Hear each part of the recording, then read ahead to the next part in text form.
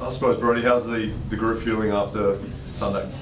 It was obviously devastating, and definitely flat yesterday. We went through it and game review and whatnot. So really disappointing to, I guess, relive it and go through it again. And the way we let Sloaney down, our fans down, and ourselves down. So, but I feel like we've bounced back today. There's a better feeling around the group. We're ready to attack Melbourne this week. Why weren't you able to get it done in the last quarter? It was pretty much just our execution of roles and fundamentals, really.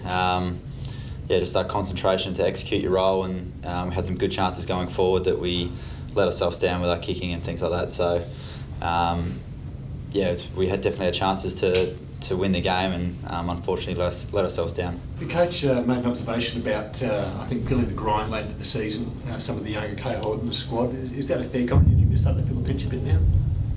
Potentially. I remember, being a young guy, playing senior footy, and late in the season you can start to feel that, but I think that'd be the same across the league, so it's definitely not an excuse we're going to use. And Bergeron's really good at managing guys, and so I think rest will come probably during the week more than anything, so training loads and things like that. But I think across the competition it's going to be pretty similar.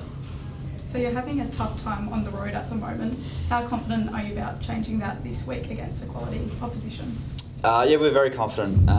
Played really well at the G last time against Collingwood, who obviously are going really, really well. So we take confidence from that trip that we can play some good footy at the MCG, which is important for this group. So clearly our last couple of weeks haven't been at the level, so we're really keen to bounce back and go up there and put on a good, strong performance against a quality side.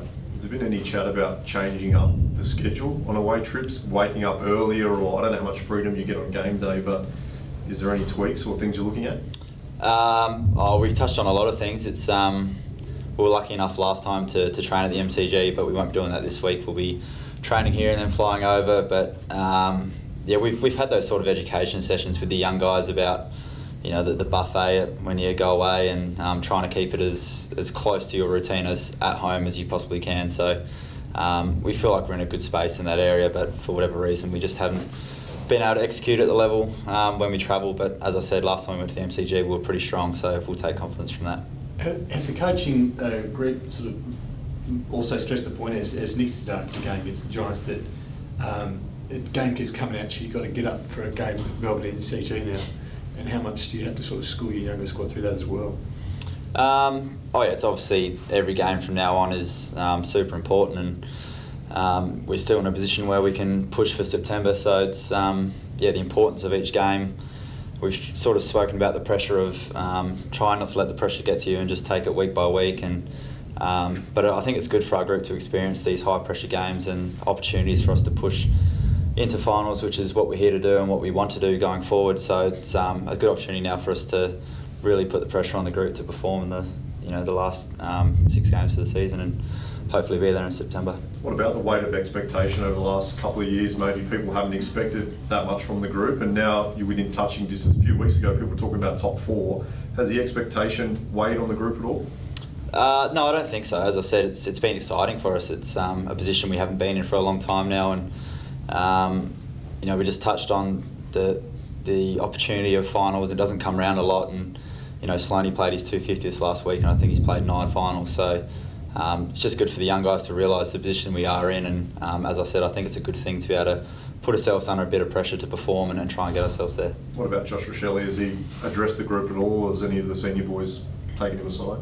Yeah, he's Dawson's had a chat to him, and he's chatted to the group today, and understands that there's a fine line there between being aggressive and going too far and letting the team down. So he understands that, and he's really keen to go to work the next couple of weeks and come back and play some really good footy for us. It did seem like he got targeted a bit as well. Is it, I guess on the players as well in that moment to recognise, I know it happens a lot in footy, but to help him as well get through it?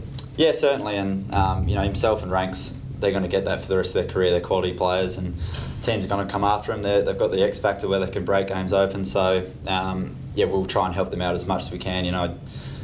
Whenever you see it in the forward line, Tex is always the first one over there helping out, and Fogg and Filter, they all know that we've got to look after these boys, and it's the same with anyone across the board. If Lairdy or Dawes is getting tagged, we're there to help them out. So it's a good learning for him, and he's going to have a long career of getting that sort of attention. So yeah, hopefully going forward he's learned his lesson, and he'll be a bit stronger with it.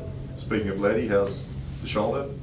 Yeah, good. It's I think they're pretty sore early on. It's one of those ones where they're really sore for a couple of days and then they can start to come good. So it takes a lot for Letty to miss. So hopefully he's there on the weekend. And confident you got the guys in the sample if you do make some changes that are playing good enough to step straight in? Yeah, absolutely. There's been some really strong performances in the SANFL, especially through that midfield group, and Strawny, Matty Crouch, Bez, Shonny. So the list just goes on in the sample, which is awesome for us. So there's a lot of guys there that have had a really strong month of footy.